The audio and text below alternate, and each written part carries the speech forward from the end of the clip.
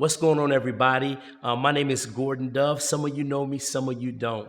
But today it's not about me. Today is about one of my brothers, one of the most respectable and honorable men that I know.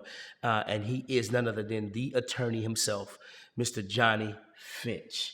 Mr. Finch, how you doing today, man? I'm doing good, brother. How are you? Wonderful, wonderful, man. I mean, I know people are wondering why in the world is Gorden sitting with this attorney?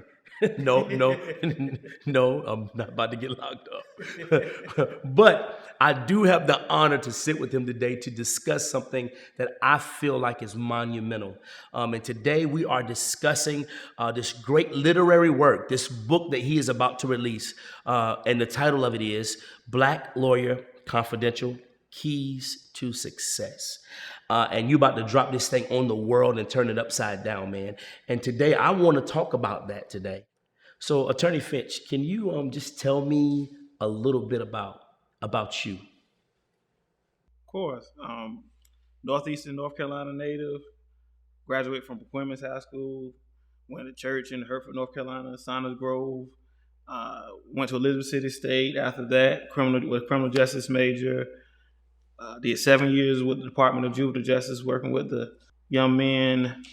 It was a good experience, really good experience. After that, decided to go to law school in Virginia Beach, Regent University, and from there went to practice law. I'm back in Northeast North Carolina. Wow, that's amazing. Well, you said in listening to you, you made mention of you being from a small town. And being from a small town, I can't kind of correlate small town and big time lawyer. Like, how did you even get to that place of feeling like, you could come from that place and get into law? Well, that's a good question. I didn't think about it. When I went to undergrad, it was a pressing part of me, my family, that I need to go get a degree, and that's what I did. And then after I finished undergrad, I wasn't thinking about law school. I was just thinking about finding a job. Divinely, I started working with the young juveniles at the detention center. And then once that was up, I started law school. I met a gentleman through my dad who was a judge, and he thought that he saw me as an attorney. And I went home and I got excited about it. And 10 years later, here I am. So it was never a process for me actually thinking about it. It was more so just being around people that kind of called it in me. And I was like, why not? So 10 years later, it feels like 4 years later or 2 years later. It was really quick. Wow. But I mean, even just to think about that track, it was never anything that was really on my mind to become an attorney. And then once I became one, it didn't seem like anything major because I was still in the community with everybody all the time. Wow. So just, fun being there, still being in town with the people that I grew up with. Attorney Finch, you just said something in the midst of me listening to how you responded to that question about still being in the community. And I want to ask you something. I want to ask you, what was it about your local community that, after you went to law school, you excelled, you went through a process, you're doing well for yourself. What was it that made you want to come back to your local community? Well, and I'm not going to try to get too deep about this. Okay. Because I'm really, really emotional about this topic. Okay. But there's a lot of young, successful people from Northeastern North Carolina.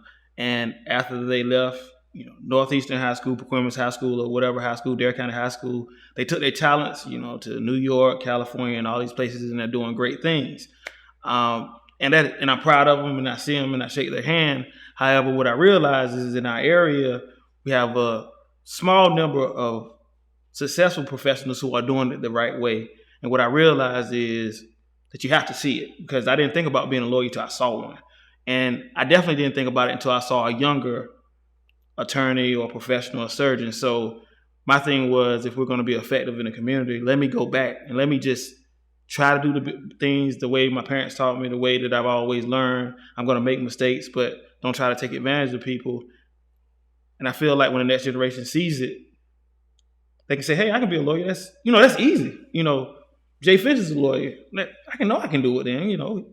He played ball with me. His parents played ball with my parents, and I'm just trying to be accessible is the main thing. So that's amazing. That's amazing, Attorney Finch, the fact that that you want to be an example in your community, so people can have a beacon of light to see where they can go, or be a lighthouse for them. So when they're lost, they can look out and say, you know what, man, here's the path to get to where I need to be. I think that's amazing, which leads me to my next question. I want to ask you, what in the world led you to writing a book? How did we get there? I'm going to say that was a mistake as well. Well, it was a mistake by me, but obviously the book is here today. Just like anything else that's been put in my path, I would say God inspired it. I was in law school. Can I interject right here? I want to say this to y'all. He said it was a mistake. So not all mistakes are bad. There are some mistakes you're going to make that's going to step you into your destiny, right? Right? I agree. You agree? I agree. So I was in law school, and just a little bit about my law school is Regent University, very, very good Christian conservative school. Awesome. The racial dynamics are about 97% Caucasian, 3% minority, whether that be African American, Indian American, or Asian. So in a class full of 100 students, there may be one African or two African Americans, and the rest would be Caucasian. Previously, I went to Elizabeth City State University, HBCU, home of the Mighty Vikings. EC. So when I was in class, it was 99% or 95% African American. Wow. So now that was my comfort zone. Home was my comfort zone. Everybody culturally back home, that was my whether you were white or black, we all acted the same. we all acted the same. We all had about the same economic base. Nothing was really different. Nothing really surprised you. But when I got to Regent and I got into the classroom, and I'm seeing 100 people in the class. Number one, Liberty City State, you may have 30 people in the class at most. 100 people in the class. Everybody's brilliant. Everybody's polished. People appear to have, money, like real money. And you sit in the class, and it's really intimidating because you're like, what? Number one, am I supposed to be here?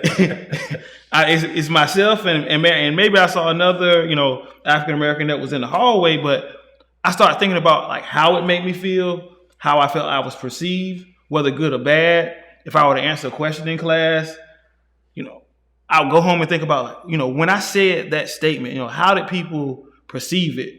Sometimes I'll ask myself, like, was I speaking on behalf of black people when I answered that question? It wasn't that people were judging me. It was how you perceive things.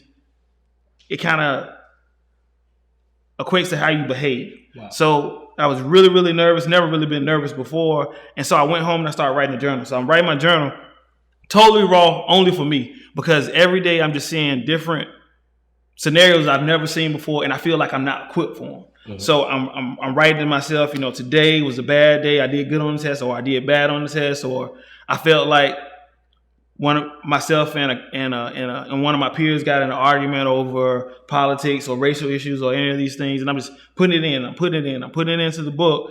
And when I say it's totally raw, it's totally raw. Like, if I read it to you guys would be like, he was going through a super transitional emotional time doing that. And after my first year of law school, I kind of got away from it. And then I started practicing law. Well, once I started practicing law, some of these same themes that I was finding in law practice, in law school, I saw in law practice.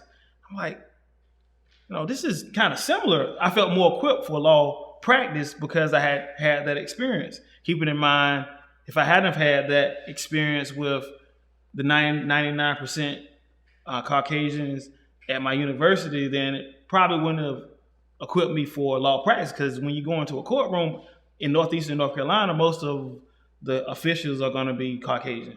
And we're getting a good number of minorities represent the law field in our town now, but that's just what it is. And I think the dynamics are probably about 13% across America. Sorry if the number's wrong. So once I started practicing law, I started listening to podcasts. I started doing research on how can I become a lawyer? How do I need to behave? I don't want to make the wrong mistakes and people think I'm this or I'm that. When should I fight? When should I not fight? And so I ran upon, two great lawyers' books. One is Thurgood Marshall. He was practicing law for the NAACP during the Civil Rights Movement. It's my favorite story in the world. What? I got tears coming from my eyes already. Come on, man. It's my favorite story in the world. In the Deep South, it's a murder case. He's representing a young black man accused of murdering a white person.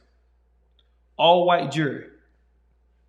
Ku Klux Klan is literally waiting outside. Cooked. He won the case. Come on, man. He won the case. Come on, man. And he made it home alive. Come on, man. So when I read things like this, I'm like, oh, I'm okay. I don't have to worry about that, you know. For him to be able to stand in front of that jury, knowing that the Ku Klux Klan was outside, knowing it was an all right jury, and he won it. Yeah. That's a different level of pressure. This is what I strive for. Like, this is easy what I'm doing. Yeah. I'm gonna make it home most of the time. Like, unless I do something silly, I'm making it home. And then I read Johnnie Cochran later on in his battles with the LAPD, more systematic racism in that situation where, you know, it was LAPD was just so corrupt. He won 10 murder trials straight. Wow. But the themes that were coming from these books, I've been practicing law maybe 2 years at that time. I'm like, man, these guys are dynamic, you know, the best of the best. But in my little career, I'm like, man, these gentlemen are talking about things that I can recognize. You know, the procedure, how you talk in court, how it's not always best to go in with a sword. Like, sometimes you can use soft words and the judge will give you the nod. And so once I saw that, I was like, well, if I can use their stories and I have my own story that I'm living every day, how much better would it be for someone entering the law school knowing what they were looking at before they got there? Wow. They don't have to make the mistakes that I made. They don't have to feel as inadequate. Their experience might not be my experience, but it's an experience that they can feed from. And so I try to put little frameworks into the book that can help them along the way and make it really, really practical. So that's how I pretty much came with it. Just a guide, you know, if you're thinking about going to law school, like, just to prep you and to get your emotions ready to some things that you may be feeling and avoid pitfalls. I still, you know, every day see those same pitfalls, and sometimes I pass, sometimes I fail, but I feel like if my experience is not shared, then we're set back. So hope I answered your question. No, man, that was an amazing response, man. I'm thinking about Thurgood being in that unbelievable predicament, and the fact that I believe you said somewhere in there, if you can just make it out. He made it out, and he made it home, and I just think that's amazing, being able to stand within that pressure. So thank you for that. That was crazy. Well, you know, and a lot of being an attorney is actually putting yourself in the place.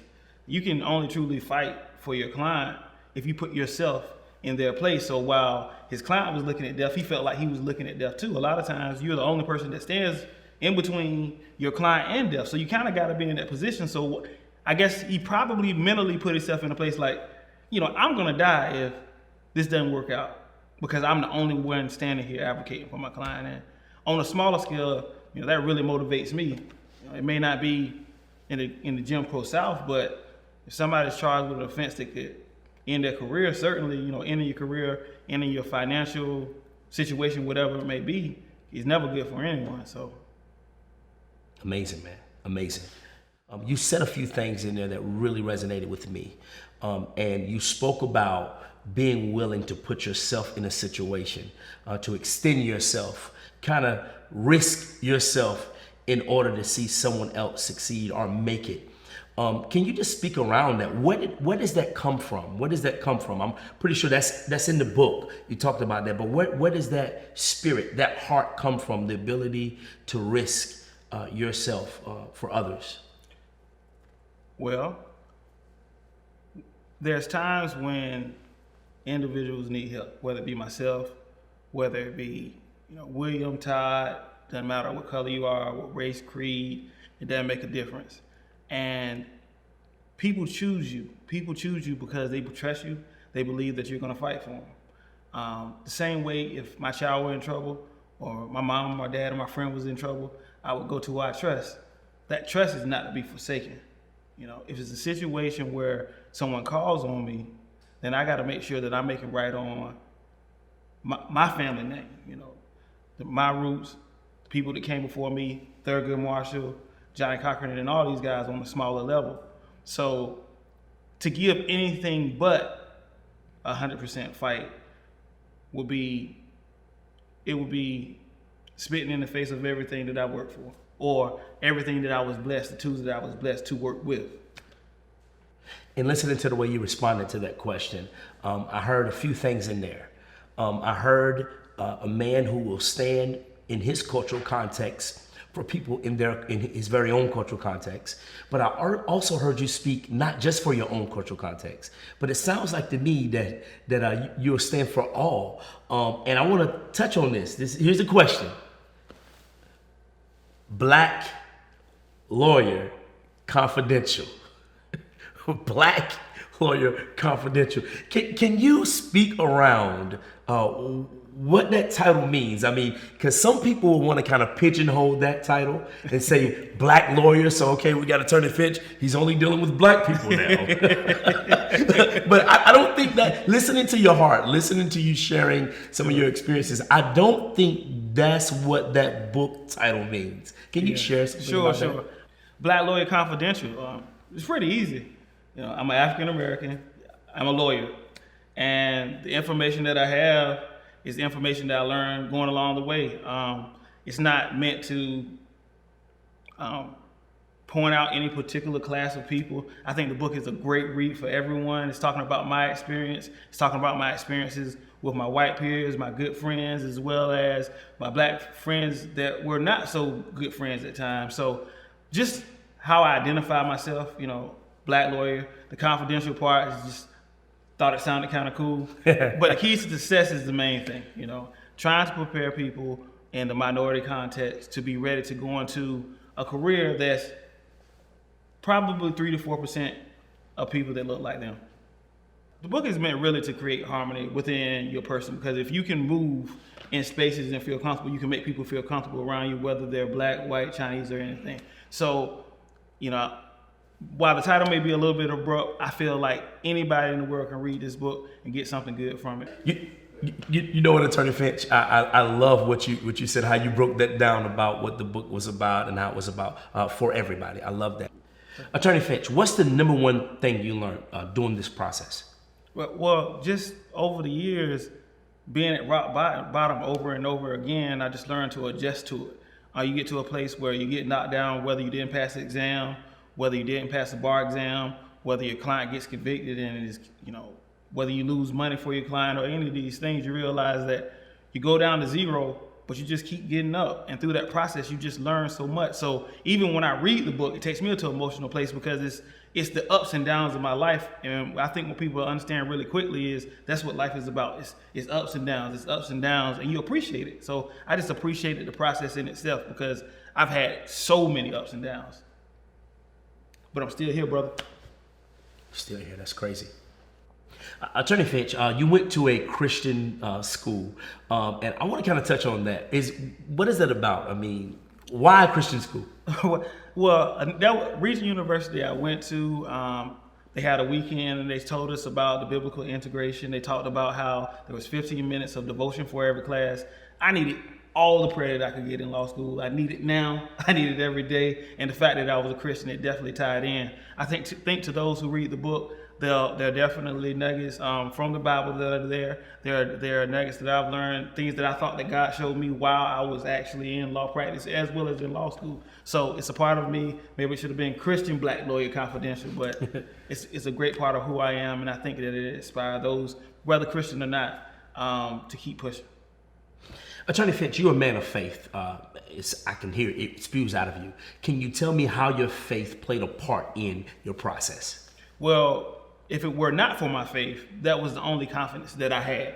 So when I didn't get that grade, the only thing I could do was look to God and say, well, God, I know I got a F on this test, but you have me here for a reason. So that was my confidence, because I wasn't getting that confirmation from my professors nor my peers, because they were looking strictly at my grades. I had to look to him and say, God, you got me here, so you're going to get me through. Wow, God will get you through every time, too. Oh, yeah. Oh, yeah. All right, Attorney Finch, here we go. All right, so I got a game, rapid fire game. Now we're going to play G-Dove rapid fire, Gorden Dove's rapid fire game. So here we go. All right, so I'm going to ask some type of question or I'll throw something at you, right? Then I want you to respond with how the book affects whatever it is that I throw at you, or what advice the book would have to say to whatever I throw at you. All right, you got it? Mm-hmm. All right, we put it together, y'all. This game doesn't come with any instructions, so I want you guys to beware. PG-13.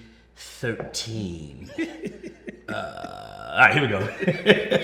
You ready? I'm ready. All right. Little boy, single parent home. Know your crew. Could you give me a little something on that? Know your crew. Man, I think the first week I started practicing law, first thing I saw was people catching charges for their boys. What I mean by people catching charges for their boys, you cannot have criminal intent when you go outside, but if you hang with the live wire every single day, someday his charges is going to be your charge and your charges is going to be his charges. So the first thing it speaks to is stay out of the system, and the way that you do that is watch the people that you're around. Single parent mother. It's not too late. Wow. Can you expound on that? When I was in law school, I was struggling. There were so many single parent families that were in law school. Not 2 or 3 kids, 4, 5, 6 kids. These women are excelling today in the area of law practice. With 4 or 5 kids, divorce, it's never too late to go to law school or whatever it is that you want to do. Whatever your dream is, don't let anything hold you back. Wow, that's awesome. Got another one for you. Small business owner. Relationships are everything. Give me that. When you're a small business owner, you're the face.